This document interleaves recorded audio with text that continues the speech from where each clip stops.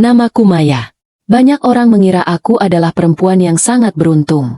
Suamiku, Arga, dikenal sebagai direktur sebuah perusahaan logistik yang sedang berkembang pesat. Kami tinggal di rumah 2 lantai di kawasan elit, memiliki mobil yang terparkir rapi di garasi, dan hampir setiap minggu Arga mengunggah foto makan malam di restoran mahal bersama rekan-rekan bisnisnya. Dari luar, hidup kami tampak sempurna. Namun hanya aku yang tahu, rumah sebesar ini terasa jauh lebih sempit daripada kontrakan kecil yang pernah kami tinggali saat baru menikah. Karena di rumah ini, aku bahkan tidak bebas menggunakan uang untuk membeli kebutuhan anakku sendiri. Semua rekening berada di bawah kendali Arga. Setiap pengeluaran sekecil apapun harus mendapat persetujuannya. Bahkan membeli buku gambar atau susu tambahan untuk putri kami seringkali berakhir dengan pertengkaran. Kenapa boros sekali? Anak kecil tidak perlu macam-macam. Kalimat itu sudah terlalu sering kudengar. Aku memilih diam. Bukan karena aku setuju, tetapi karena setiap kali membantah, suasana rumah akan berubah menjadi medan perang. Putriku, Livia, baru berusia 8 tahun. Ia anak yang lembut, pintar, dan hampir tidak pernah meminta apapun. Mungkin karena sejak kecil ia sudah terbiasa mendengar kata "tidak" dari ayahnya. Suatu sore, ketika aku sedang menghias beberapa kue bolu pesanan tetangga di dapur belakang, Livia datang sambil membawa segelas teh hangat. "Ibu capek ya?" Aku tersenyum. "Sedikit." Livia ikut duduk di sampingku. Tangannya yang mungil membantu menempelkan potongan stroberi di atas kue dengan sangat hati-hati. "Kalau nanti ibu punya toko kue sendiri, Livia mau bantu setiap hari." Dadaku terasa hangat. Anak sekecil itu tidak pernah mengeluh hidup sederhana. Justru ia selalu memikirkan kebahagiaanku. Aku mengusap rambutnya. Amin. Pekerjaan membuat kue ini tidak diketahui Arga. Kalau sampai tahu, ia pasti marah. Baginya, seorang istri direktur tidak pantas menerima pesanan dari tetangga. Katanya itu mempermalukan nama baiknya. Padahal uang hasil membuat kue tidak pernah kupakai untuk diriku sendiri. Semuanya kusimpan sedikit demi sedikit. Ada yang ingin kubelikan untuk Livia. Tiba-tiba suara pintu depan terbuka cukup keras. Aku pulang." Suara Arga menggema memenuhi rumah. Aku buru-buru menutupi kotak-kotak kue dengan kain agar tidak terlihat dari ruang tengah. Livia juga sudah hafal. Ia segera membantu membereskan dapur. Arga masuk sambil melempar jas ke sofa. "Hari ini makan apa?" "Sayur bening sama ayam kecap." Ia membuka tutup panci.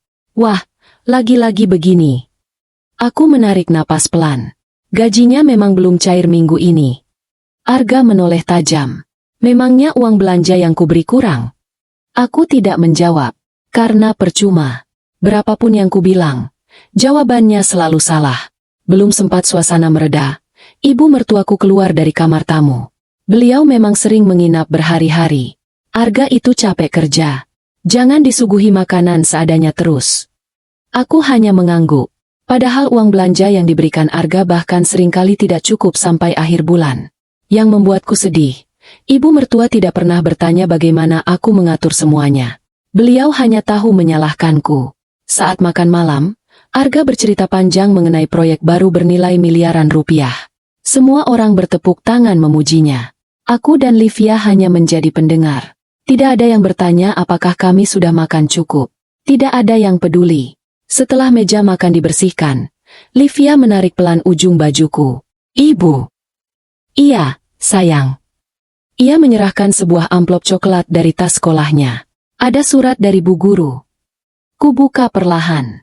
Ternyata pemberitahuan mengenai lomba sains tingkat provinsi. Nama Livia terpilih mewakili sekolah. Mataku langsung berbinar. Namun senyumku perlahan memudar ketika membaca bagian paling bawah. Setiap peserta diwajibkan melunasi biaya kegiatan dan perlengkapan sebesar Rp2.350.000 paling lambat 2 minggu lagi. Livia menatapku penuh harap. "Ibu, kalau mahal, tidak apa-apa. Yang penting ibu jangan sedih." Aku memeluknya erat. Aku tidak akan membiarkan putriku kehilangan kesempatan sebesar ini. Apapun caranya, aku akan mengumpulkan uang itu sendiri. Malam itu, ketika semua penghuni rumah tertidur, aku kembali ke dapur. Masih ada adonan yang harus kuselesaikan sebelum subuh. Tanganku terus bekerja mengocok adonan, menimbang tepung, menghias kue, sambil sesekali melihat amplop sekolah yang kusimpan di dekat toples gula. Aku tersenyum kecil. Sedikit lagi impian Livia akan tercapai. Kalau kalian menyukai cerita penuh drama keluarga seperti ini, jangan lupa tekan tombol subscribe agar tidak ketinggalan kelanjutan kisah Maya dan Livia. Dukungan kalian sangat berarti agar channel ini terus menghadirkan cerita-cerita terbaik. Aku sama sekali tidak tahu bahwa amplop sederhana itu akan menjadi awal dari kehancuran seluruh keluargaku. 2 minggu terasa berjalan begitu cepat. Sejak menerima surat dari sekolah, hidupku hanya berputar di antara dapur, oven, dan meja makan. Aku menerima setiap pesanan kue yang datang, bahkan rela begadang hampir setiap malam. Tanganku mulai dipenuhi luka kecil akibat loyang panas, sementara punggungku sering terasa pegal karena berdiri berjam-jam. Namun setiap kali rasa lelah datang, aku hanya perlu melihat wajah Livia. Semangatku kembali. Suatu sore, setelah mengantar pesanan terakhir, aku duduk di lantai dapur menghitung uang hasil jerih payahku. Lembar demi lembar kususun dengan hati-hati. 100.000, 200.000, 500.000, hingga akhirnya jumlahnya tepat sesuai kebutuhan sekolah. Tanganku gemetar. Aku berhasil. Untuk pertama kalinya setelah sekian lama, aku menangis karena bahagia. Livia. Putriku berlari menghampiri. Ada apa, Bu? Aku menyerahkan amplop coklat yang sudah kuisi penuh. Besok kita bayar ke sekolah. Mata Livia langsung berkaca-kaca. Benarkah? Aku mengangguk. Ia memelukku begitu erat hingga aku hampir kehilangan keseimbangan. Terima kasih, Ibu. Pelukan itu terasa jauh lebih berharga daripada semua perhiasan yang pernah kupakai. Livia kemudian mengambil sebuah buku gambar dari tasnya. Aku sudah menggambar. Ia membuka halaman terakhir. Di sana tergambar 3 orang yang sedang tersenyum di bawah pohon rindang. Aku, Livia, dan Arga. Di atas gambar itu tertulis dengan huruf yang masih sedikit miring. Keluarga paling bahagia. Dadaku sesak. Aku tidak tega mengatakan bahwa gambar itu hanya ada di atas kertas. Karena kenyataannya, keluarga kami semakin jauh dari kata bahagia. Malam harinya, ibu mertua mengusulkan makan bersama karena adik Arga datang berkunjung bersama suami dan anak mereka, Kevin. Rumah kembali ramai. Seperti biasa, semua pembicaraan hanya berpusat pada Arga. Proyekmu yang di Surabaya jadi juga ya? Tanya adiknya. Arga tersenyum bangga. Nilainya lumayan. Wah, hebat sekali. Ibu mertua ikut menimpali. Dari kecil memang Arga paling sukses. Aku memilih fokus mengambilkan nasi. Livia duduk diam di sampingku. Ia beberapa kali melirik amplop sekolah yang kusimpan di dalam tas kain kecil di dekat kursiku. Besok pagi kami memang berencana langsung membawanya ke sekolah. Aku sama sekali tidak menyangka malam itu akan menjadi mimpi buruk. Ketika aku berdiri mengambilkan minum, tas kainku tanpa sengaja terjatuh. Amplop coklat itu meluncur keluar. Pandangan Arga langsung tertuju ke sana. Itu apa? Aku buru-buru mengambilnya. Hanya surat sekolah. Tunjukkan. Tidak apa-apa, nanti saja. Nada suaraku yang gugup justru membuat Arga berdiri. Dengan cepat ia merebut amplop dari tanganku. Maya. Aku berusaha mengambil kembali. Itu untuk sekolah Livia. Arga membuka isi amplop. Begitu melihat tumpukan uang di dalamnya, wajahnya langsung berubah. Dari mana uang sebanyak ini? Aku terdiam. Jawab. Hasil jualan kue. Ruangan mendadak sunyi. Ibu mertua lebih dulu bereaksi. Jualan kue. Kamu mempermalukan keluarga kami. Adik Arga ikut menyeringai. Pantas saja sering menghilang di dapur. Arga menatapku dengan tatapan penuh amarah. Jadi selama ini kamu menyembunyikan uang dariku? Bukan disembunyikan. Ini untuk biaya lomba sekolah Livia. Belum sempat kalimatku selesai. Brak, amplop itu dibanting ke meja. Livia langsung berdiri. Ayah jangan. Arga mengabaikannya. Dengar baik-baik. Selama kamu masih menjadi istriku, tidak boleh ada uang yang kamu pegang tanpa izinku. Ini uang hasil kerjaku sendiri. Aku mencoba mempertahankan. Hasil kerjamu. Arga tertawa sinis. Semua yang ada di rumah ini terjadi karena aku. Kalau bukan karena namaku, siapa yang mau membeli kuemu? Aku menggigit bibir. Aku tahu itu tidak benar. Tetangga membeli karena rasa kuenya, bukan karena mengenal Arga. Namun aku tak sempat menjawab. Dengan gerakan cepat, Arga mengeluarkan seluruh uang dari amplop. Lihat baik-baik.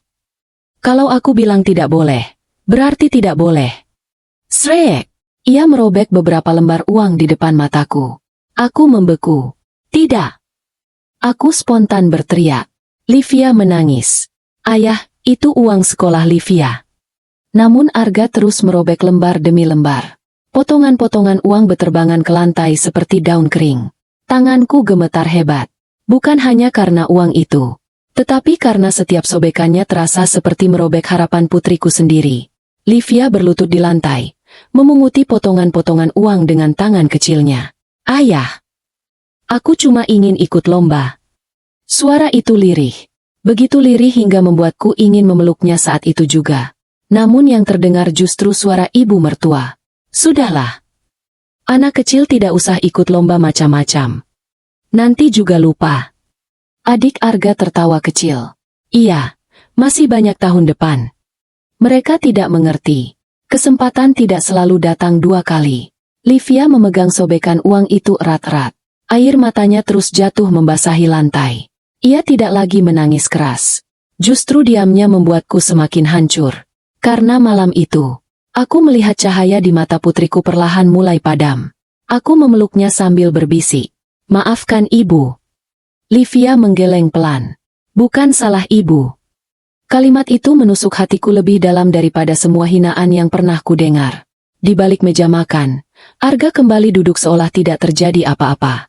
Baginya, uang itu hanyalah kertas. Baginya, impian seorang anak tidak memiliki nilai. Tetapi ia belum tahu. Besok pagi, tindakan kecil yang menurutnya sepele akan menjadi awal dari sesuatu yang bahkan seluruh kekayaannya tak akan mampu menghentikannya. Malam setelah uang itu dirobek, aku hampir tidak memejamkan mata. Bukan karena memikirkan uang yang hilang, melainkan karena Livia. Biasanya setiap bangun tidur ia akan berlari ke dapur sambil memelukku dari belakang. Ia selalu bercerita tentang pelajaran di sekolah atau gambar baru yang ingin dibuatnya. Namun pagi itu berbeda. Livia hanya duduk di tepi tempat tidur sambil menatap seragam sekolahnya yang sudah kusetrika rapi. Tatapannya kosong. Livia. Ia menoleh pelan. Ibu, kalau tidak ikut lomba, Bu Guru marah tidak? Aku memaksakan senyum. Nanti ibu yang bicara dengan Bu Guru. Ia mengangguk pelan tanpa berkata apa-apa lagi. Aku tahu anakku sedang berusaha terlihat kuat. Dan justru itulah yang membuat dadaku terasa semakin sesak. Di sekolah, aku menemui wali kelas Livia. Dengan penuh rasa malu, aku menjelaskan bahwa kami belum bisa melunasi biaya kegiatan tepat waktu. Bu Guru tidak memarahiku. Beliau justru tampak prihatin. Sebenarnya Livia sangat layak ikut lomba, Bu Maya.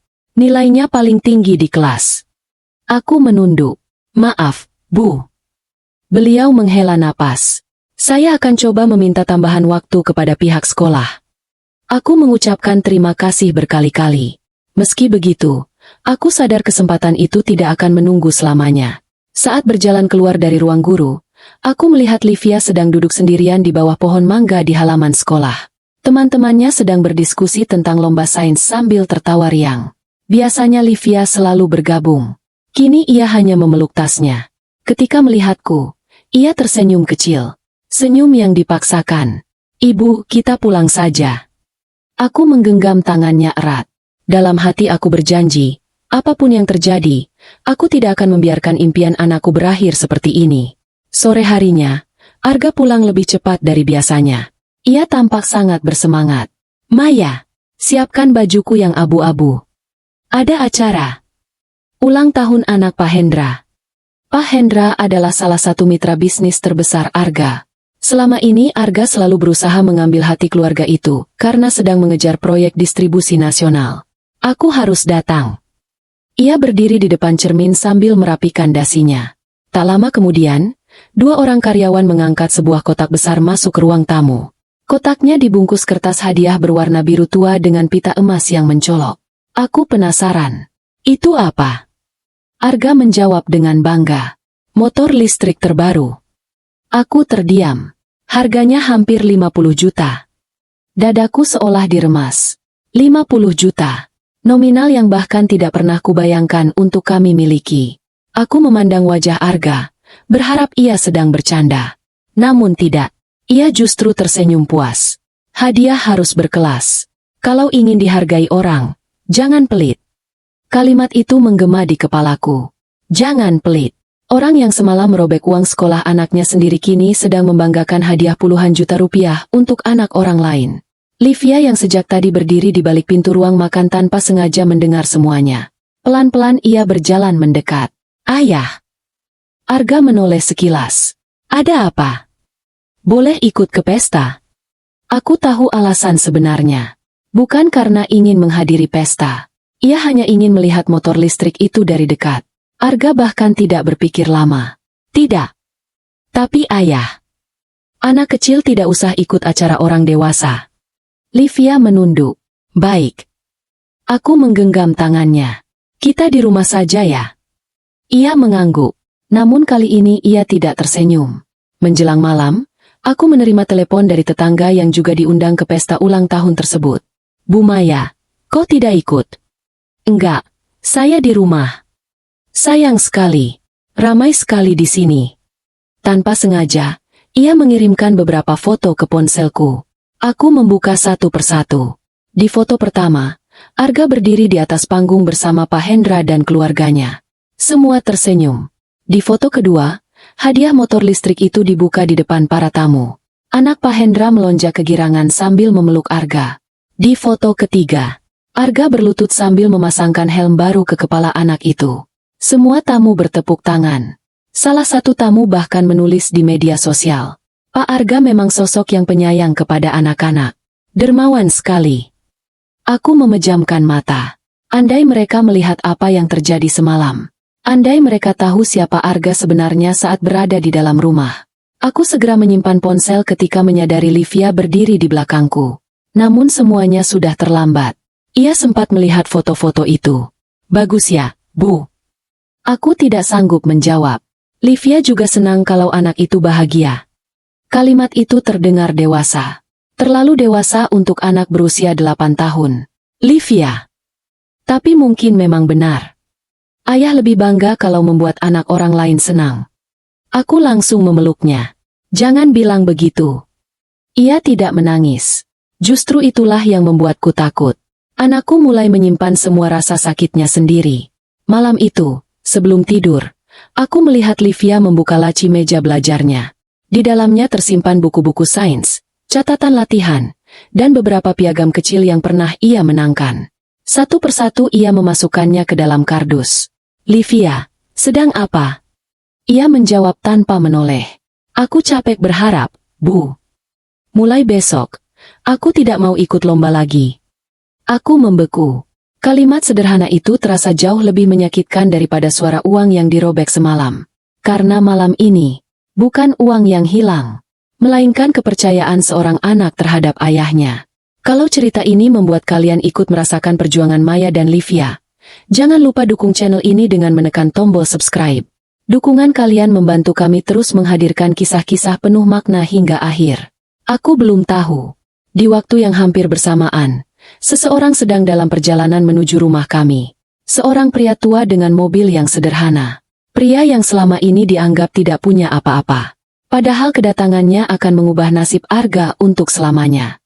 Keesokan paginya, rumah terasa jauh lebih sunyi dari biasanya. Livia tetap berangkat ke sekolah, tetapi tidak lagi membawa buku latihan sains yang selama ini selalu dipeluknya. Kardus berisi piagam dan catatan lombanya masih tersimpan di sudut kamar. Melihatnya saja membuat dadaku terasa sesak. Aku mencoba kembali menerima pesanan kue seperti biasa. Meski pikiranku terus dipenuhi pertanyaan. Sampai kapan aku harus menyembunyikan semuanya? Apakah aku akan terus hidup seperti ini? Belum sempat menemukan jawaban. Suara klakson mobil terdengar dari depan rumah. Aku mengintip dari jendela. Sebuah mobil tua berwarna abu-abu berhenti perlahan di halaman. Aku langsung mengenalinya. Ayah.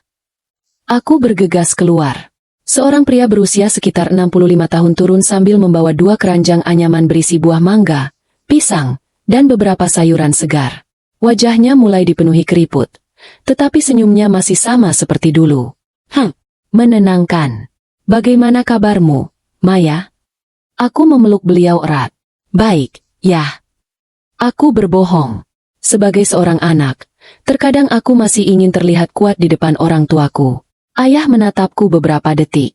Beliau tidak langsung bertanya. Namun aku tahu, beliau sadar ada sesuatu yang sedang kusembunyikan. Ayah bawa mangga. Kemarin baru dipetik. Aku tersenyum kecil. Terima kasih. Beliau kemudian melihat ke dalam rumah. Livia sekolah. Iya. Sudah lama ayah tidak bertemu cucu ayah. Aku mengangguk pelan. Dia pasti senang nanti. Kami masuk ke ruang tamu. Tak lama kemudian ibu mertua keluar dari kamarnya. Begitu melihat pakaian sederhana yang dikenakan ayahku, ekspresinya langsung berubah datar. Oh, datang juga. Nada suaranya terdengar hambar. Ayah tetap tersenyum sopan. Selamat pagi. Ibu mertua hanya mengangguk singkat sebelum duduk kembali sambil memainkan ponselnya. Tidak ada sapaan hangat. Tidak ada secangkir teh. Aku sudah terbiasa melihat perlakuan seperti itu. Sejak awal menikah, keluarga Arga selalu menganggap ayahku hanyalah pensiunan biasa dari kota kecil. Mereka tidak pernah benar-benar mengenalnya. Menjelang siang, aku pamit ke dapur untuk membuatkan teh. Saat kembali membawa nampan, aku melihat ayah berdiri di dekat meja belajar Livia. Beliau sedang memegang kardus berisi piagam yang semalam disimpan putriku. Ini kenapa disimpan? Aku terdiam. Beliau membuka satu persatu isi kardus. Piagam lomba menggambar. Piagam matematika. Medali kecil. Lalu, beliau menemukan sobekan amplop coklat yang sempat kusimpan karena belum sanggup membuangnya. Ayah memandang amplop itu cukup lama. Ini amplop sekolah. Aku tidak sanggup menjawab. Beliau mengangkat beberapa sobekan uang yang masih terselip di dalamnya. Tatapannya perlahan berubah. Namun justru ketenangan itulah yang membuatku takut. Ada yang mau kamu ceritakan? Aku masih diam. Air mataku mulai jatuh tanpa bisa kutahan lagi. Selama ini aku selalu berusaha terlihat kuat. Namun di hadapan ayahku, aku kembali menjadi anak perempuan yang dulu sering menangis di pundaknya. Dengan suara bergetar, aku menceritakan semuanya. Tentang uang hasil membuat kue. Tentang lomba sains. Tentang amplop yang dirampas. Tentang uang yang dirobek. Tentang bagaimana Livia mulai kehilangan semangat belajar. Ayah tidak memotong ceritaku sedikit pun. Beliau hanya mendengarkan. Semakin lama wajahnya semakin sulit ditebak. Tidak marah, tidak berteriak, justru terlalu tenang. Setelah aku selesai bercerita, beliau hanya bertanya satu hal. Di mana Livia sekarang? Masih di sekolah. Beliau mengangguk pelan. Kalau begitu, ayah akan menjemputnya nanti. Sore harinya, Livia pulang bersama ayahku. Begitu melihat sang kakek, wajahnya yang selama beberapa hari murung akhirnya sedikit berubah cerah. Kakek! Ia langsung berlari memeluknya. Ayah mengeluarkan sekotak roti dari tas kainnya. Buat cucu kakek. Terima kasih. Mereka duduk di teras sambil bercerita tentang sekolah. Aku memperhatikan dari balik jendela. Sudah lama aku tidak melihat Livia tertawa seperti itu. Namun kebahagiaan kecil itu tidak berlangsung lama. Suara mobil Arga memasuki halaman. Ia turun sambil berbicara melalui headset. Lalu berhenti ketika melihat ayahku. Oh, Bapak datang. Ayah berdiri menyambut. Sore. Arga tidak membalas senyum itu. Pandangannya justru jatuh pada mobil tua yang masih terparkir di depan rumah. Masih pakai mobil itu juga, Pak? Aku langsung merasa tidak enak. Ayah hanya tersenyum tipis. Masih nyaman dipakai. Arga terkekeh pelan. Kalau butuh pinjaman buat ganti mobil, bilang saja. Aku mengepalkan tangan. Ucapan itu terdengar seperti bantuan. Padahal jelas merupakan sindiran. Ayah tetap tenang. Tidak perlu. Arga berjalan masuk sambil melewati beliau. Ya sudah. Saya kira pensiunan sekarang susah. Aku melihat Livia menggenggam tangan kakeknya lebih erat. Anak itu pun mengerti bahwa orang yang paling ia sayangi sedang dihina. Beberapa menit kemudian, saat Arga hendak naik ke lantai 2, ayah memanggilnya. Arga. Ia berhenti. Ada apa, Pak? Ayah menatapnya lurus. Tidak ada kemarahan di wajahnya. Hanya sorot mata yang sulit dijelaskan. Aku hanya ingin bertanya satu hal. Silakan. Benarkah kamu merobek uang sekolah anakmu sendiri? Arga mengembuskan napas panjang. Oh, jadi Maya mengadu. Itu urusan rumah tangga kami. Ayah tetap berdiri tegak. Pertanyaan saya sederhana. Benar atau tidak? Arga menjawab tanpa sedikit pun merasa bersalah. Benar.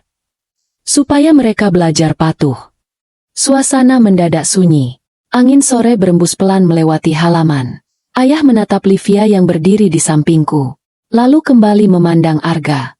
Beliau mengangguk pelan. Cukup. Hanya satu kata. Tidak ada ancaman. Tidak ada bentakan. Beliau kemudian mengambil tas kainnya dan berjalan menuju mobil. Aku mengejar. Ayah, jangan pulang dulu. Beliau menepuk pelan bahuku. Maya. Rawat Livia baik-baik. Lalu, siapkan hatimu. Aku bingung. Untuk apa? Beliau membuka pintu mobil.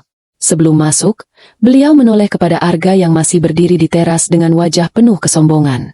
Dengan suara pelan, tetapi terdengar sangat jelas, beliau berkata, ada orang yang kehilangan hartanya karena keadaan. Ada juga yang kehilangan semuanya karena memilih berhenti menjadi manusia. Semoga kamu siap menerima akibat dari pilihanmu.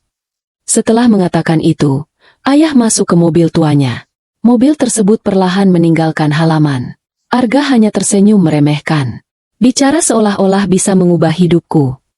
Ia masuk rumah tanpa sedikit pun merasa khawatir. Malam setelah ayah meninggalkan rumah, Arga terlihat sama sekali tidak terusik. Ia bahkan masih sempat membuka laptop di ruang kerja sambil tertawa bersama beberapa rekan bisnisnya melalui panggilan video. Aman, proyek pelabuhan tinggal tanda tangan. Kalau itu beres, target tahun ini lewat. Suara tawa mereka memenuhi ruangan. Aku yang sedang melipat pakaian hanya bisa mendengar dari kejauhan. Kalimat ayah terus terngiang di kepalaku. Siapkan hatimu. Aku tidak tahu apa maksudnya. Yang ku tahu, ayah bukan orang yang mudah mengucapkan sesuatu tanpa alasan. Keesokan paginya, Arga berangkat lebih awal. Ia bahkan sempat bersiul kecil saat mengenakan jas favoritnya. Sebelum keluar rumah, ia menatapku sambil berkata, jangan lupa malam ini siapkan makan enak. Aku mungkin dapat proyek terbesar tahun ini. Aku hanya mengangguk. Begitu mobilnya keluar dari halaman, aku mengantar Livia ke sekolah. Di sepanjang perjalanan, anakku masih tampak murung. Namun kali ini ia menggenggam tangan kecilku lebih erat. Ibu. Iya, sayang. Kalau nanti Livia sudah besar. Iya. Aku mau kerja yang banyak. Biar ibu nggak capek lagi. Aku berhenti melangkah. Air mataku hampir jatuh. Anakku yang baru 8 tahun justru memikirkan bagaimana membahagiakan ibunya. Sedangkan ayahnya bahkan tidak pernah bertanya apakah putrinya masih ingin tersenyum. Aku berlutut di hadapannya. Ibu tidak butuh apa-apa. Livia cukup jadi anak baik. Ia mengangguk pelan. Namun aku tahu, luka di hatinya belum sembuh. Sementara itu, di kantor pusat perusahaan, Arga memasuki ruang rapat dengan langkah penuh percaya diri. Seluruh jajaran manajer sudah menunggu. Begitu duduk, sekretarisnya masuk dengan wajah tegang. Pak, ada kabar dari Bank Nusantara. Arga masih tersenyum. Pencairan kreditnya sudah disetujui. Sekretaris itu justru menelan ludah. Mereka menunda seluruh proses. Senyum Arga perlahan menghilang. Menunda. Alasannya, mereka belum menjelaskan secara rinci. Arga langsung menggeleng. Tidak mungkin. Semua dokumen kita lengkap. Ia segera mengambil ponselnya dan menghubungi pimpinan cabang bank yang selama ini menjadi mitra perusahaannya. Tidak diangkat. Dicoba lagi. Tetap tidak ada jawaban. Wah. Gumam salah satu manajer. Mungkin hanya kendala administrasi.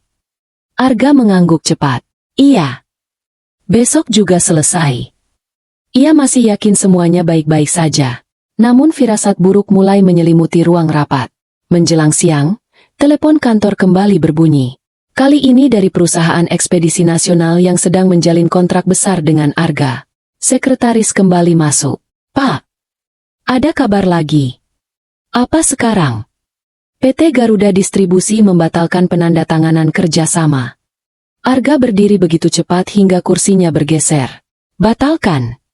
Kenapa? Mereka tidak memberi alasan. Arga langsung mengambil mobil dan meluncur ke kantor perusahaan tersebut. Sesampainya di sana, ia meminta bertemu direktur utama. Namun resepsionis hanya berkata sopan, "Maaf, Pak Arga. Pimpinan sedang tidak bisa menerima tamu. Sampaikan saya cuma butuh 5 menit." "Maaf, kami mendapat instruksi langsung." Untuk pertama kalinya sejak perusahaannya berkembang, Arga ditolak di depan pintu. Ia keluar dengan wajah merah padam. Sore harinya keadaan semakin aneh. 2 vendor utama tiba-tiba meminta pembayaran dipercepat. Padahal selama bertahun-tahun mereka selalu memberi tempo panjang. Manajer keuangan mulai panik. "Pak, kas kita belum cukup. Kredit bank juga belum cair." Arga membentak, "Pinjam dulu." "Sudah dicoba." Mereka menolak. Semua. "Iya, Pak." Ruangan mendadak sunyi. Arga mulai merasakan sesuatu yang belum pernah ia alami. Bukan sekadar masalah bisnis, melainkan seolah ada tangan tak terlihat yang perlahan menutup semua jalan keluar. Di rumah, aku sama sekali belum mengetahui apa yang sedang terjadi. Aku hanya heran karena Arga pulang jauh lebih malam. Begitu membuka pintu, wajahnya tampak kusut. Dasi yang biasanya rapi kini longgar. Ia langsung melempar tas kerja ke sofa. "Masak." Aku segera menuju dapur mengambil makanan. Namun baru 2 suap, Arga membanting sendok. "Masakanmu asin." Aku terdiam. Padahal masakan itu sama seperti biasanya. Aku sadar, bukan makanannya yang bermasalah, melainkan emosinya. Tak lama kemudian ponselnya kembali berbunyi. Ia mengangkat dengan nada tinggi. "Apa lagi?" Suara dari seberang terdengar sangat pelan. Namun wajah Arga berubah semakin pucat. "Apa? Proyek Semarang juga ditunda?" Ia berdiri. "Bagaimana bisa?" Beberapa detik kemudian telepon terputus. Arga memegang kepalanya sendiri. Untuk pertama kalinya aku melihat pria yang selalu merasa paling hebat itu tampak benar-benar kebingungan. Ibu mertuaku keluar dari kamar. "Kenapa, Ga?" "Cuma masalah kecil." Arga berusaha tersenyum. "Nanti juga selesai." Namun senyum itu terasa dipaksakan. Malam semakin larut. Aku hendak mematikan lampu ruang tamu ketika tanpa sengaja melihat Arga masih duduk sendirian. Laptopnya terbuka. Puluhan email masuk berturut-turut. Penundaan proyek, permintaan klarifikasi, evaluasi ulang kerjasama, audit internal. Aku belum pernah melihat email sebanyak itu datang dalam satu malam. Arga menatap layar tanpa berkedip. Lalu untuk pertama kalinya sejak kami menikah, aku mendengar satu kalimat yang tidak pernah keluar dari mulutnya. "Ada apa sebenarnya?" Kalimat itu lirih, penuh kebingungan. Aku kembali teringat ucapan ayah. Ada orang yang kehilangan semuanya karena memilih berhenti menjadi manusia. Saat itu aku mulai sadar. Mungkin yang sedang terjadi bukan kebetulan. Mungkin seseorang benar-benar sedang menarik satu persatu penyangga yang selama ini membuat Arga berdiri begitu tinggi. Namun Arga masih belum mengetahui kenyataan yang jauh lebih mengejutkan. Di ruang arsip kantornya, seorang direktur keuangan senior baru saja menemukan sebuah map hitam yang selama bertahun-tahun tidak pernah dibuka. Dan isi map itulah yang akan mengubah seluruh cara Arga memandang mertuanya. Keesokan paginya, Arga berangkat ke kantor sebelum matahari benar-benar tinggi. Aku hanya melihat punggungnya dari balik jendela dapur. Langkahnya masih tegap, tetapi entah mengapa tidak lagi memancarkan kepercayaan diri seperti biasanya. Ponselnya sejak subuh tak berhenti berdering. Ia menjawab satu persatu, namun semakin lama nada suaranya semakin pendek. "Ya, nanti saya hubungi lagi. Saya sedang cari solusinya." Tidak ada lagi tawa yang biasanya memenuhi rumah setiap kali ia mendapat kabar proyek baru. Sementara itu, aku mengantar Livia ke sekolah. Saat hendak berpamitan, wali kelasnya menghampiriku. "Bu Maya." "Iya, Bu. Saya ingin menyampaikan sesuatu." Beliau tersenyum lembut. "Kami sudah memberikan tambahan waktu 3 hari." Aku langsung menatapnya. "Benarkah?" "Iya. Tapi lebih dari itu kami tidak bisa menjanjikan." Aku menggenggam tangan beliau. "Terima kasih banyak." Livia yang berdiri di sampingku ikut tersenyum kecil. Meski begitu aku tahu, 3 hari bukanlah waktu yang panjang. Aku sendiri belum tahu dari mana harus mencari uang sebanyak itu lagi. Di kantor, Suasana jauh berbeda dari biasanya. Para karyawan berbicara dengan suara pelan. Beberapa bahkan menghentikan percakapan begitu Arga melewati mereka. Arga langsung masuk ke ruang rapat.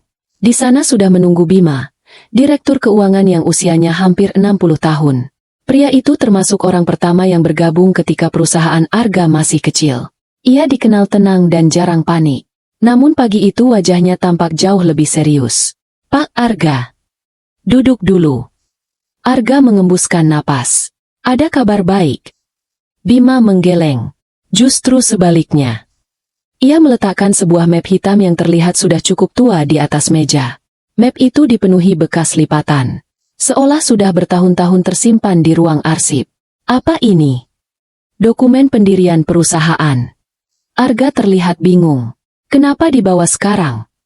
Bima membuka halaman pertama. "Semalam saya memeriksa seluruh dokumen karena merasa ada sesuatu yang janggal. Dan saya menemukan ini." Ia menarik beberapa lembar kontrak. Di pojok bawah terdapat tanda tangan yang belum pernah benar-benar diperhatikan Arga. "Apa maksudnya?" Bima menatap Arga cukup lama. "Pak, selama ini Bapak mengira perusahaan ini berkembang hanya karena pinjaman bank." "Iya." "Itu tidak benar." Arga mengernyit. "Lalu?" Bima mengeluarkan satu lembar lagi.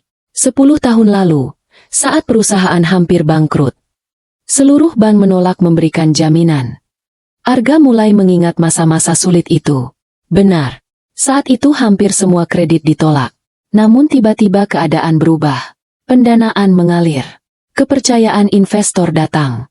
Perusahaan perlahan bangkit. Selama ini ia mengira semua itu hasil kerja kerasnya. Kalau bukan bank, siapa? Bima menarik napas panjang. Ada satu lembaga investasi keluarga. Mereka tidak pernah muncul di depan publik. Seluruh penyertaan modal dilakukan melalui perusahaan perwalian. Arga masih terlihat belum memahami. Lalu, mereka yang menjadi penjamin seluruh ekspansi perusahaan Bapak, termasuk pembangunan gudang, pembelian armada, hingga proyek nasional. Arga perlahan berdiri. "Nilainya berapa?" Bima menjawab pelan. "Sekitar 125 miliar rupiah dalam berbagai bentuk jaminan dan pendanaan."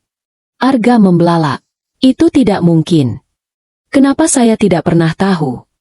"Karena sejak awal memang diminta tetap dirahasiakan." Ruangan mendadak sunyi. Yang terdengar hanya suara pendingin ruangan. Arga kembali melihat tanda tangan pada dokumen tersebut. Nama pemilik dana tidak tertulis secara jelas. Hanya sebuah kode perusahaan. Di bawahnya terdapat satu nama penanggung jawab. Surya Darmawan. Nama itu terasa sangat familiar.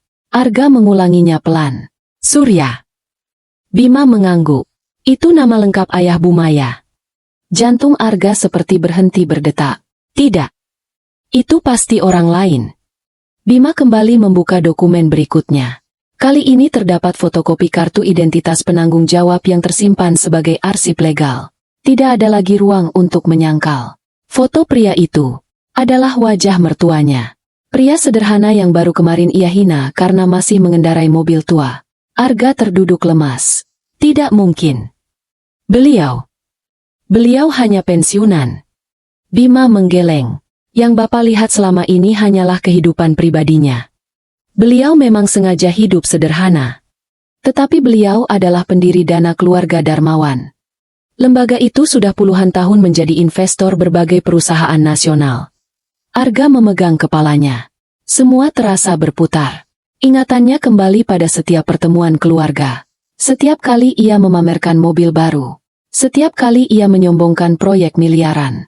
Setiap kali ia meremehkan pakaian sederhana mertuanya. Tidak sekalipun pria tua itu membalas dengan kesombongan. Kini Arga mulai mengerti. Bukan karena tidak mampu, melainkan karena memang tidak merasa perlu. Belum sempat ia menenangkan diri, Bima menggeser satu lembar terakhir. Lembar itu diberi stempel merah. Pemberitahuan penghentian penjaminan. Tanggal suratnya adalah malam setelah Surya meninggalkan rumah mereka. Arga membaca setiap kalimat dengan napas memburu. Di bagian akhir tertulis alasan penghentian kerjasama. Pelanggaran klausul 7. Integritas keluarga dan tanggung jawab moral terhadap pasangan serta anak kandung. Di bawahnya terdapat tanda tangan Surya Darmawan. Arga langsung berdiri. Hubungi beliau. Sekarang juga. Bima menunduk. Saya sudah mencoba. Jawabannya hanya satu kalimat. Apa? Bima menatap Arga dengan wajah datar. Kontrak bisnis boleh berakhir, tetapi luka seorang anak tidak bisa dibatalkan. Kalimat itu menghantam Arga jauh lebih keras daripada surat penghentian pendanaan. Untuk pertama kalinya, ia sadar bahwa perusahaan yang selama ini ia banggakan ternyata berdiri di atas kepercayaan seseorang yang paling sering ia hina. Dan yang lebih menyakitkan, ia kehilangan semuanya bukan karena krisis ekonomi, bukan karena pesaing, bukan karena pasar, melainkan karena satu tindakan kejam terhadap anaknya sendiri. Di saat yang sama, ponsel Arga kembali berdering. Kali ini bukan dari bank, melainkan dari bagian hukum perusahaan. Dengan suara panik, mereka menyampaikan kabar yang membuat wajah Arga berubah pucat seketika. Pak, kita menerima surat gugatan dari 3 mitra utama secara bersamaan. Arga menutup matanya. Ia mulai memahami satu kenyataan yang tak lagi bisa dihindari. Keruntuhan itu baru saja dimulai. Aku baru mengetahui keadaan perusahaan Arga 2 hari kemudian. Bukan dari Arga, melainkan dari berita yang beredar di media sosial. Seorang tetangga mengirimkan tautan berita kepadaku. Perusahaan logistik besar tunda sejumlah proyek akibat masalah pendanaan. Aku membaca judul itu berulang kali. Tidak disebutkan nama Arga secara langsung, tetapi foto gedung kantornya terpampang jelas. Aku meletakkan ponsel perlahan. Untuk pertama kalinya sejak bertahun-tahun, aku tidak merasakan lega ataupun puas. Yang kurasakan justru hampa. Karena semua ini seharusnya tidak pernah terjadi. Andaikan Arga memilih menjadi ayah yang baik, tidak akan ada siapapun yang terluka. Menjelang sore, Arga pulang. Namun bukan dengan mobil mewah yang biasa ia kendarai. Ia turun dari sebuah mobil taksi. Jasnya kusut, rambutnya berantakan. Begitu masuk rumah, ia langsung menuju ruang kerja tanpa mengucapkan sepatah kata pun. Tak lama kemudian terdengar suara benda jatuh dari lantai 2. Brak! Aku berlari naik. Kulihat map-map dokumen berserakan di lantai. Arga sedang membongkar seluruh isi lemari arsip. Apa yang kamu cari? Tanyaku pelan. Ia tidak menjawab. Tangannya terus membalik dokumen demi dokumen. Seolah berharap menemukan secari kertas yang bisa mengembalikan semuanya. Akhirnya ia terduduk lemas.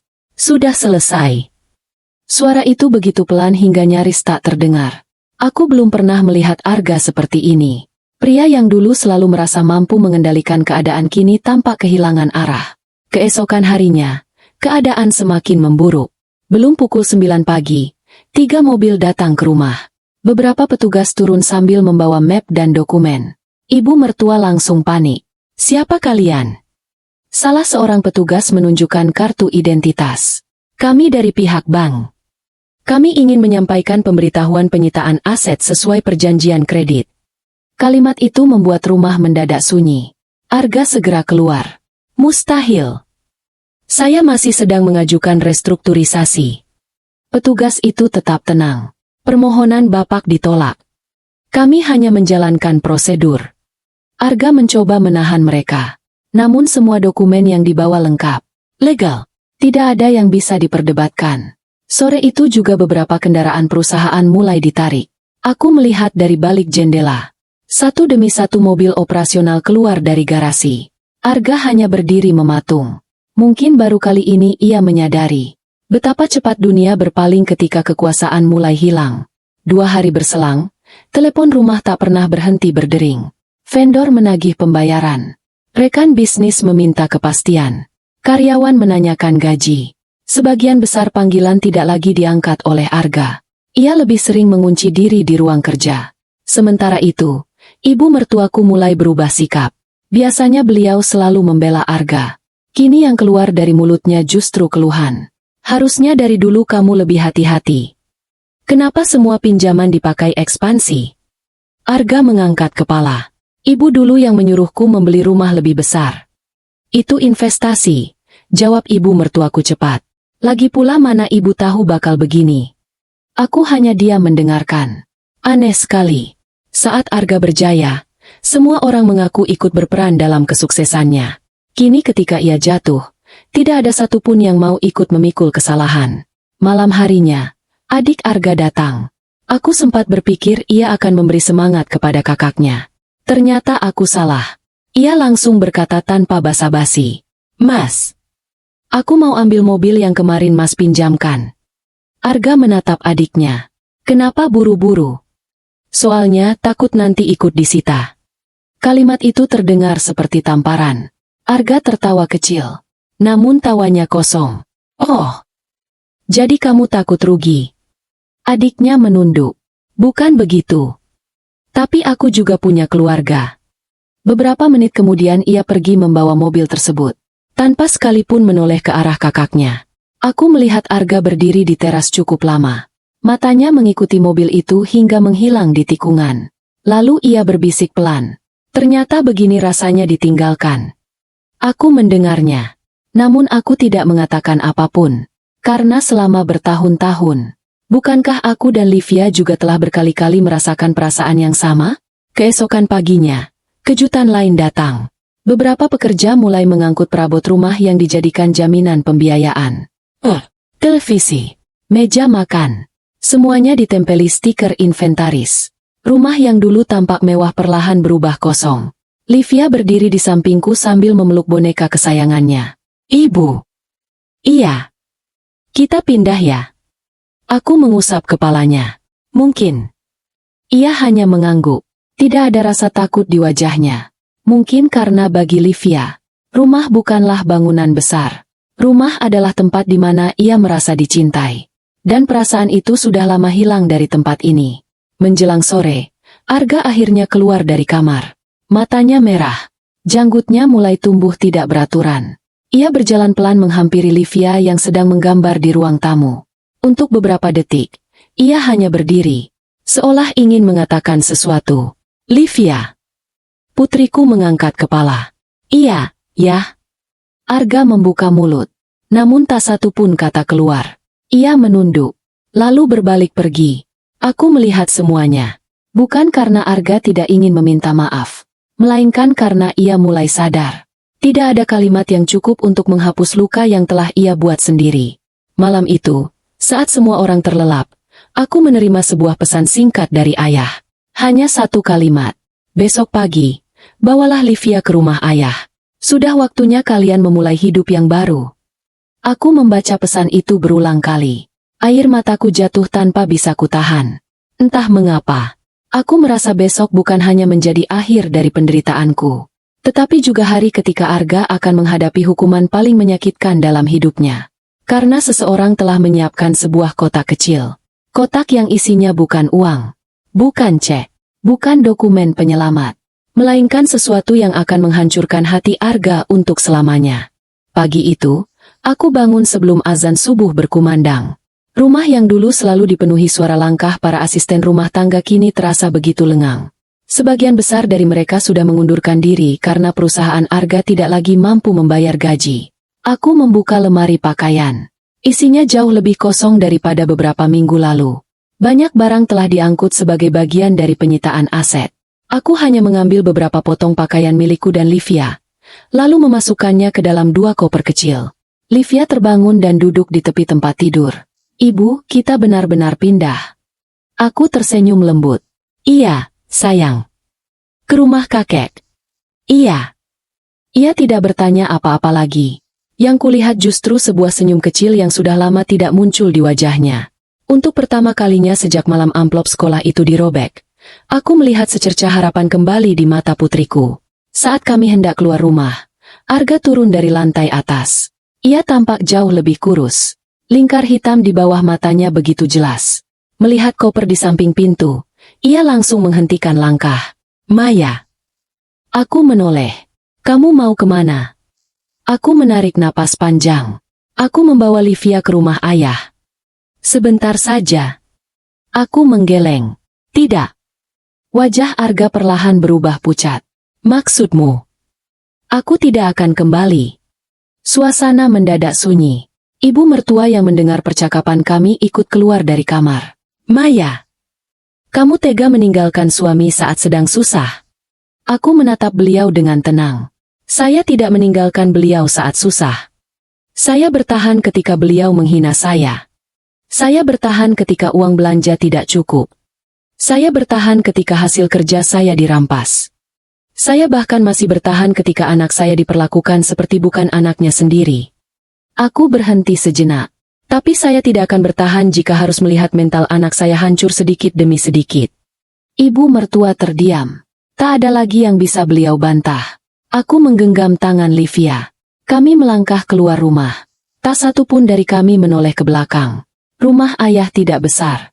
Letaknya berada di pinggir kota, dengan halaman yang dipenuhi pohon mangga dan bunga melati. Begitu mobil kami berhenti, ayah sudah berdiri di teras. Beliau langsung memeluk Livia. Cucu kakek sudah datang. Livia tersenyum lebar. Aku hampir lupa seperti apa wajahnya ketika benar-benar bahagia. Ayah mempersilakan kami masuk. Di ruang tamu hanya ada beberapa kursi kayu sederhana. Namun entah mengapa, tempat itu terasa jauh lebih hangat daripada rumah mewah yang baru saja kutinggalkan. Belum sampai 15 menit kami duduk. Suara mobil berhenti di depan rumah. Aku melihat dari balik jendela. Arga. Ia turun tergesa-gesa. Begitu masuk halaman, ia langsung menghampiri ayah. Tanpa banyak bicara, Arga berlutut. Aku membeku. Ini pertama kalinya aku melihat pria yang begitu menjaga harga dirinya rela berlutut di hadapan seseorang. Pak. Suaranya serak. Saya salah. Tolong. Saya mohon. Saya akan memperbaiki semuanya. Ayah memandangnya lama. Yang ingin kamu perbaiki apa? Perusahaan saya. Ayah tidak menjawab. Arga melanjutkan dengan napas memburu. Saya tahu semua pendanaan itu milik Bapak. Saya tahu saya sudah bersikap kurang ajar. Tolong beri saya satu kesempatan. Satu kali saja. Ayah tetap diam. Lalu beliau berdiri dan masuk ke dalam rumah. Beberapa menit kemudian beliau kembali. Di tangannya ada sebuah kotak putih berukuran kecil. Jantung Arga seolah kembali hidup. Matanya berbinar. Mungkin ia mengira di dalam kotak itu ada cek atau dokumen pembatalan penghentian investasi. Dengan tangan gemetar, ia menerima kotak tersebut. Terima kasih, Pak. Ia langsung membukanya. Namun, senyum itu perlahan menghilang. Isi kotak tersebut sama sekali bukan yang ia bayangkan. Di dalamnya hanya ada 3 benda. Sobekan amplop sekolah yang sudah direkatkan dengan selotip bening. Sebuah kartu peserta lomba sains atas nama Livia Arganata yang kini telah kedaluarsa. Dan sebuah pensil pendek yang ujungnya sudah hampir habis. Arga memandang benda-benda itu tanpa berkedip. Apa ini? Ayah menatapnya dengan tenang. Itu adalah harga yang menurutmu tidak penting. Arga menggenggam sobekan amplop itu. Tangannya mulai bergetar. Ayah melanjutkan. Amplop ini berisi hasil kerja keras seorang ibu. Pensil itu dipakai cucuku belajar sampai larut malam. Dan kartu peserta itu adalah kesempatan yang tidak akan pernah kembali. Tak seorang pun berbicara. Yang terdengar hanya suara angin yang meniup dedaunan di halaman. Lalu ayah mengucapkan kalimat yang membuat Arga menundukkan kepala.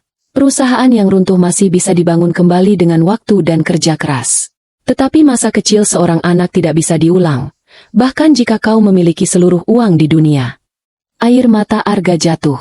Bukan satu, melainkan berkali-kali. Ia memeluk kotak putih itu erat-erat seperti orang yang baru kehilangan sesuatu yang paling berharga. Saya benar-benar menyesal. Ayah menggeleng pelan. Penyesalan adalah hukuman yang paling berat. Karena ia datang ketika semuanya sudah terlambat.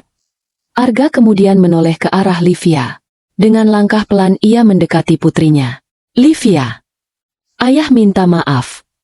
Livia memandang wajah ayahnya beberapa detik. Tatapan itu tidak lagi dipenuhi rasa takut. Tetapi juga bukan kasih sayang seperti dulu. Yang ada hanyalah jarak. Anak kecil itu menggenggam tanganku. Lalu berkata dengan suara yang sangat pelan.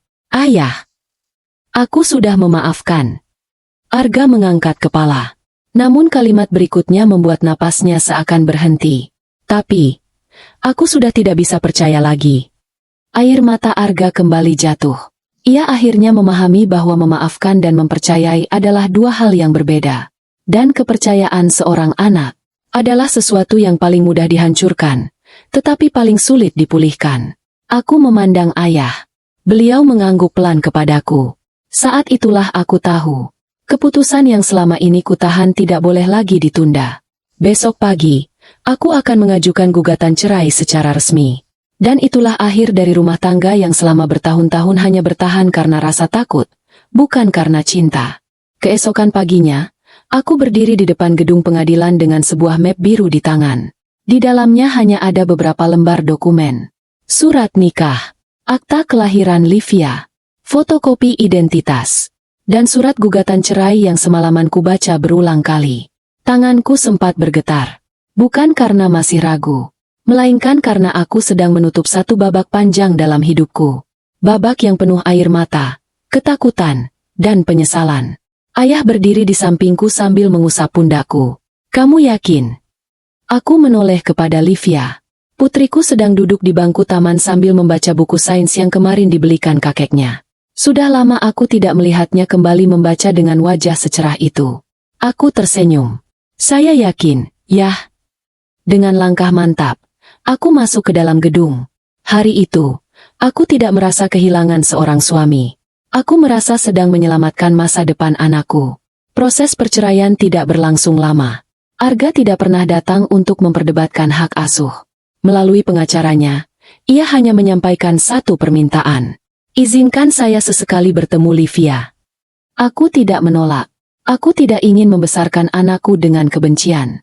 Namun aku juga tidak akan memaksanya melupakan luka yang pernah ia alami. Kepercayaan harus dibangun kembali, bukan diminta. Beberapa bulan berlalu. Aku dan Livia tinggal bersama ayah di rumah sederhana yang dulu sering dianggap remeh oleh keluarga Arga. Aku kembali menerima pesanan kue. Bedanya, kini aku tidak lagi harus bersembunyi. Ayah bahkan membangun dapur produksi kecil di samping rumah. Beliau tidak memberiku uang dalam jumlah besar. Beliau hanya berkata, usaha yang dibangun dengan tangan sendiri akan membuatmu lebih menghargai setiap hasilnya. Aku mengangguk. Sedikit demi sedikit, pesanan mulai bertambah.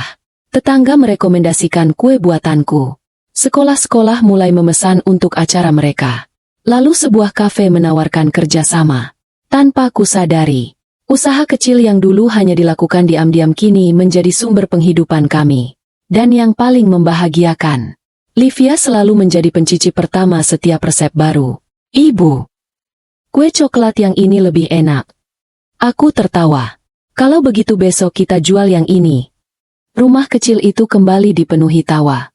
Bukan karena kami menjadi kaya, tetapi karena akhirnya kami hidup tanpa rasa takut.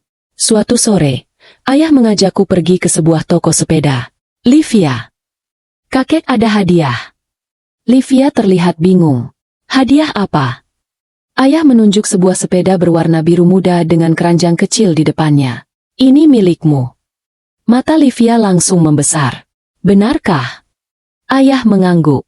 Sebagai hadiah karena cucu kakek tidak pernah menyerah menjadi anak baik.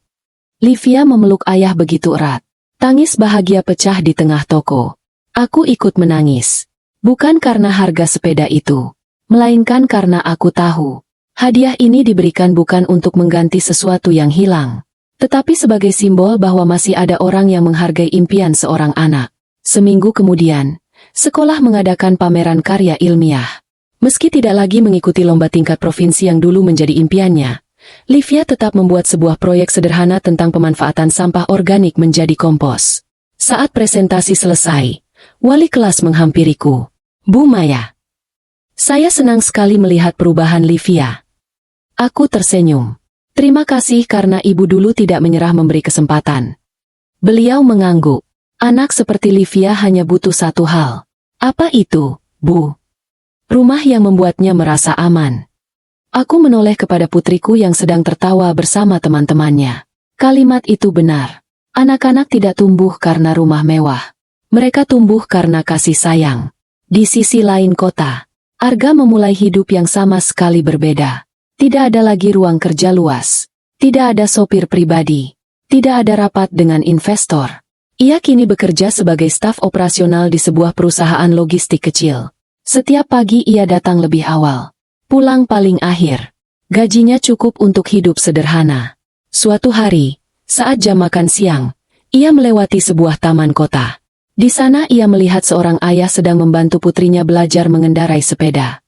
Anak kecil itu beberapa kali terjatuh. Namun sang ayah terus memegang sadelnya sambil berkata, "Pelan-pelan. Ayah di sini." Arga menghentikan langkah. Matanya berkaca-kaca. Ia teringat pada Livia. Ia baru menyadari. Selama 8 tahun menjadi ayah, ia tidak pernah sekalipun mengajari putrinya naik sepeda. Tidak pernah datang ke lombanya. Tidak pernah bertanya apa cita-citanya. Ia terlalu sibuk mengejar pengakuan dari orang lain hingga lupa bahwa ada seorang anak yang setiap hari menunggu perhatian darinya. Hari itu, Arga menangis sendirian di bangku taman. Bukan karena kehilangan perusahaan. Bukan karena kehilangan rumah mewah. Tetapi karena kehilangan kesempatan menjadi ayah yang baik. Dan kesempatan itu tak pernah bisa dibeli kembali. Beberapa bulan kemudian, tepat di hari ulang tahun Livia yang ke-9, halaman rumah ayah dipenuhi balon-balon kecil. Tidak ada pesta mewah. Tidak ada dekorasi mahal. Hanya keluarga, beberapa tetangga, teman sekolah Livia, dan meja panjang berisi masakan rumahan. Di tengah meja berdiri sebuah kue coklat sederhana. Kue itu kubuat sendiri. Di atasnya terdapat 9 lilin kecil. Saat semua orang menyanyikan lagu ulang tahun, Livia memejamkan mata sebelum meniup lilin. Ayah tersenyum. "Apa permintaanmu, cucuku?" Livia membuka mata. Ia memandangku, lalu memelukku erat. "Aku cuma ingin ibu sama kakek selalu sehat. Tak ada permintaan mainan mahal. Tak ada permintaan gawai baru. Hanya 2 kalimat sederhana yang membuat semua orang terdiam." Aku memeluknya sambil menangis haru. Saat itulah aku benar-benar sadar. Anakku tidak pernah membutuhkan kekayaan. Yang ia butuhkan hanyalah keluarga yang membuatnya merasa dicintai. Narasi penutup. Kalau ada satu pelajaran yang kupetik dari semua ini, maka pelajaran itu adalah, kesuksesan bukan diukur dari besarnya rumah, mahalnya mobil, atau banyaknya uang di rekening. Kesuksesan sejati adalah ketika anak pulang ke rumah tanpa rasa takut, ketika pasangan merasa dihargai, dan ketika keluarga menjadi tempat paling aman untuk kembali. Karena harta yang hilang masih bisa dicari. Perusahaan yang bangkrut masih bisa dibangun lagi. Tetapi masa kecil seorang anak tidak akan pernah datang untuk kedua kalinya. Tamat. Terima kasih sudah mengikuti kisah Maya, Livia, dan Arga hingga akhir. Jika cerita ini menyentuh hati atau memberi pelajaran, jangan lupa klik like. Tinggalkan komentar tentang bagian yang paling membekas bagi kalian, dan subscribe agar tidak ketinggalan drama-drama keluarga penuh emosi berikutnya. Sampai jumpa di cerita selanjutnya.